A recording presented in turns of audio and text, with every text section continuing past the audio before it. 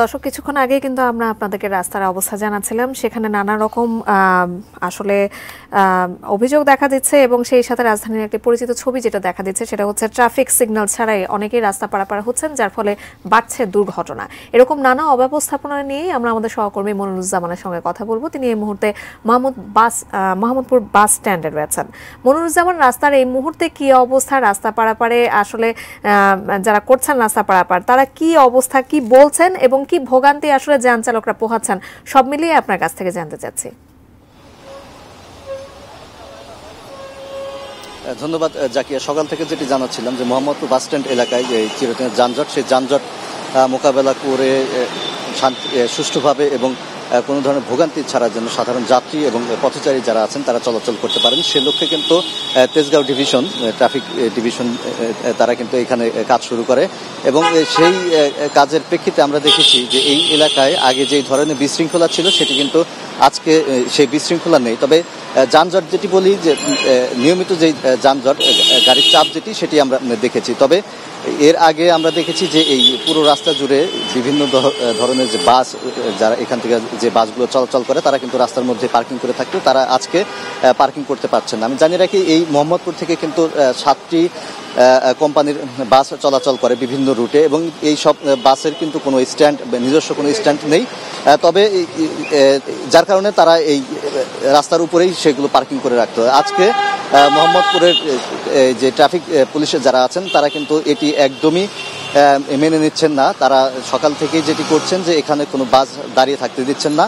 এখানকার যে বাসগুলো রয়েছে তারা সরাসরি ঘাটার চরের দিকে পাঠিয়ে দিচ্ছেন এবং ঘাটার চর থেকে আবার এই মোহাম্মদপুর বাস স্ট্যান্ড হয়ে তারা তাদের যে গন্তব্যের যে রুট সেসব গন্তব্যে যাচ্ছেন, যার কারণে আমরা দেখেছি যে বিশৃঙ্খলা নেই। তবে গাড়ির চাপ যখন বাড়ে তখন কিছুটা যানজট তৈরি হয়।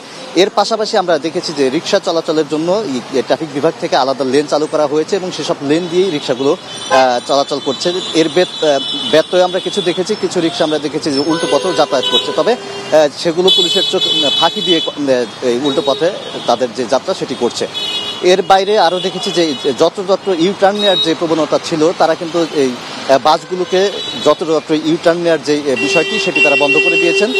এখন কোনো ইউটার্ন নেওয়ার উপায় রাখেননি। মোহাম্মদপুর বাস স্ট্যান্ড হয়ে এগুলো ঘাটার চর গিয়ে সেই ঘাটার চর বাস স্ট্যান্ড থেকে তারা আবার মোহাম্মদপুরের দিকে আসেন, যার কারণে যানজট কিছুটা কমেছে। তবে সাধারণ মানুষ যারা আছেন, এখানকার স্থানীয় বাসিন্দা যারা আছেন, তারা বলছেন যে বিভিন্ন সময় নানা ধরনের উদ্যোগই কিন্তু নেওয়া হয় সাধারণ মানুষের কথা বিবেচনায় কিংবা নগরবাসীর কথা বিবেচনা করে। তবে সেসব পরিকল্পনা বলি কিংবা উদ্যোগ বলি সেগুলো কিন্তু টেকসই হয় না। এখানকার স্থানীয় যারা আছেন তারা বলছেন যে উদ্যোগ নেওয়া হয়েছে এটির জন্য টেকসই হয়, কিছুদিন পরের জন্য আবার সেই পূর্বের অবস্থায় ফিরে না যায়, এই দাবিটি তারা জানিয়েছেন। যার কারণে তারা বলছেন যে ট্রাফিক বিভাগ থেকে শুরু করে যাত্রী, পথচারী কিংবা পরিবহন সংশ্লিষ্ট যারা আছেন তাদের সবাই যদি আন্তরিক না হন তাহলে কিন্তু যে এখনকার যেই পরিবেশ আছে মোহাম্মদপুর বাস স্ট্যান্ড এলাকায় সেই পরিবেশটি থাকবে না। তারা জানিয়েছেন যে তাদের দাবি একটি, যে সব পক্ষই যেন এই মোহাম্মদপুরকে যানজট মুক্ত রাখতে কিংবা পথচারী যাত্রী সাধারণের জন্য নিরাপদ একটি মোহাম্মদপুর গড়ে তুলতে